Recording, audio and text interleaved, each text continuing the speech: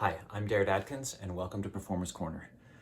This program, which I've called First Takes, is named because these pieces are all first performances for me, and in some cases, first performances of any kind.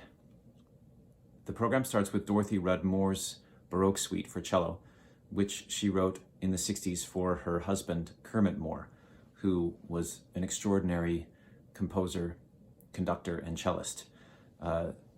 Kermit Moore died in 2016 after a long career as a triple threat.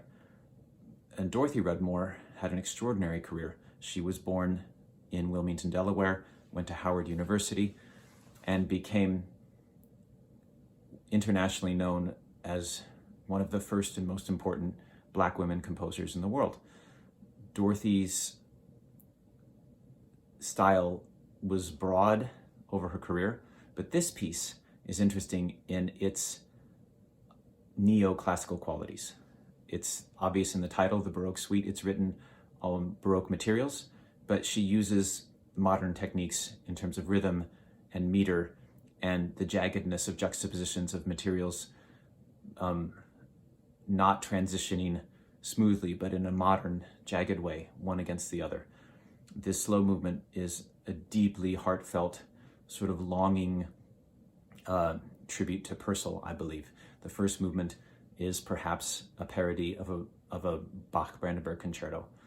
And in all cases, the Stravinsky-esque rhythm, meter, and harmonic juxtapositions make the piece terribly interesting.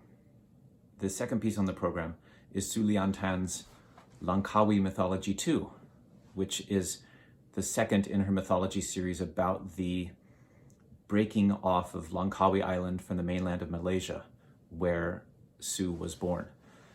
She is now a professor at Middlebury College in Vermont, and she and I have had a long musical friendship. And this piece was written in 2000, but sort of got buried, sort of was lost. And I have it here, and I'd like to show you, the copy of the manuscript that I was working off of, which was quite sort of expressively and written directly from the heart. And when I first spent some time practicing it and played it for her, there was a certain amount of bafflement.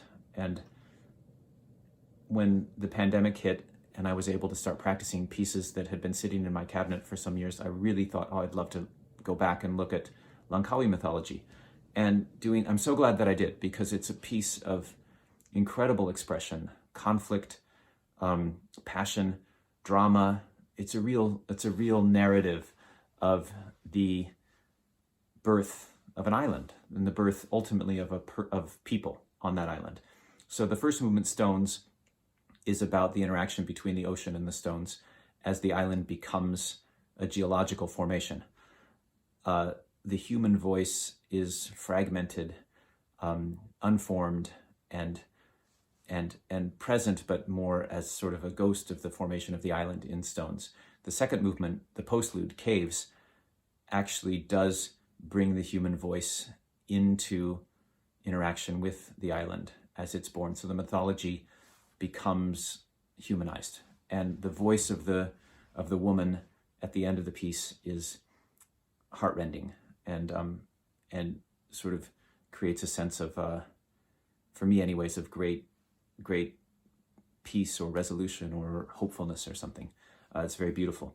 The last piece on the program is an extraordinary sonata by Weinberg, Mieczysław Weinberg, who emigrated, if you could call it that, who was forced to move from Poland, where he was born, through Minsk, finally Uzbekistan, and then settling with the help of Shostakovich in Moscow.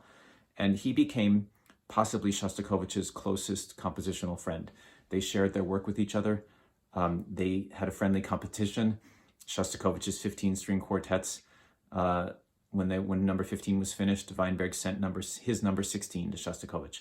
There are 4 solo cello sonatas, but really it's more like 6, because 2 of them, written for Berlinski, were substantially revised and have been republished.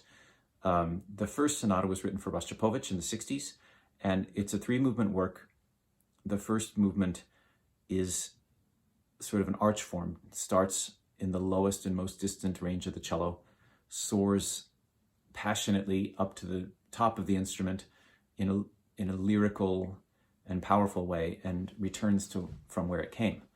The second movement is a wonderful, puzzling, sort of post-Mahlerian minuet. It's muted, and its color and its sort of character are of a sort of soft recollection of that time. It has two very peculiar trios, or a return to the first trio that is, endemic, is typical of Weinberg's use of what appear to be simple materials in very sophisticated ways. The last movement is a sort of fury, moto perpetuo, virtuoso thing, and written for Rostropovich. If you listen carefully, at the very end, you'll hear an unmistakable quotation from the first Shostakovich cello concerto as a little joke to his friend, I think, or both of his friends. I hope you enjoy this program. It's been a project for me, long in the making, and for which I'm thankful to have had the time to create.